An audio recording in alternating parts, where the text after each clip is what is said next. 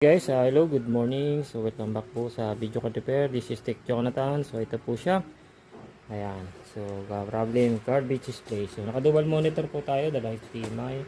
So Gigabyte RTX 3070 GB triple pan white vision. So ito po siya, stress test. So GPU running for kalating oras using 1080p. Ayan po EPS nya, 2 digits. Ayan, kasi nakaran po siya tatlong piraso. So ating superposition. Ayan, so ito po yung ating max APS, minimum 68, average 31, 40 maximum. So GPU temperature 87 at 82. So as of now, ito po siya sa running stress test in games, naka-dual, 78 GPU temperature, so 88 ang hotspot, 86 fan speed. Kaya po. Sa games naman, APS niya, ito siya guys, nag-3 GHz naman. Okay na po siya. So perfectly working. Okay, so yan po ang ating update from video card repair. So line number pala. Yan guys, so ito yung problem nyo guys. Ayan. So pag as you can see. Yan, so 2 to 3 minutes daw namamatay. Ayun, naghahang na siya. So ang ating tinesting ganun po nangyari. Maganda naman yung CPU build niya. So ito po siya. Yan, garbage display po. So line number natin guys ay 3185. Okay na. Success po yung ating repair.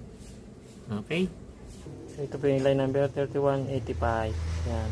Gigabyte RTX 3070 GB. Okay na po siya guys. Ayan. So 2 to 3 minutes lang nag-garbage display ito. Nung tinesting ko, ganun po nangyari. Nag-garbage display. Tapos nakahang na po siya. Kailangan na siyang patayin na thermostat. So ngayon, dual monitor testing po siya. Super. Umabot siya ng kalating oras. Ayan. Walang nangyayari. Hindi nag-garbage display. Okay na po ang video card mo sir. Dumaan na po ito sa 6 stage of cleaning, 14 stage of cleaning process of by ultrasonic cleaner.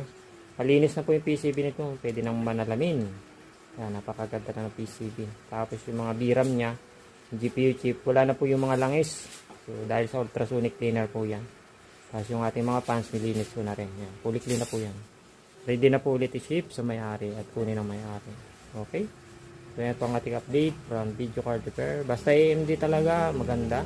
AMD basta Nvidia po talaga maganda. Kung ito ay ano AMD, sira na to panigurado. Kasi ang dami kong ganitong stock dito na donated na.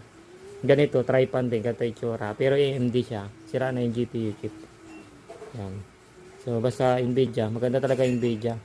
So naghahang lang siya kapag mayroon na siyang problema. So nare-repair pa. Yung after sales, ibig sabihin after sales ba, yung Nvidia kagandahan, nare-repair pa siya kahit wala nang warranty. Nabibigyan pa ng buwan. So yan po nga.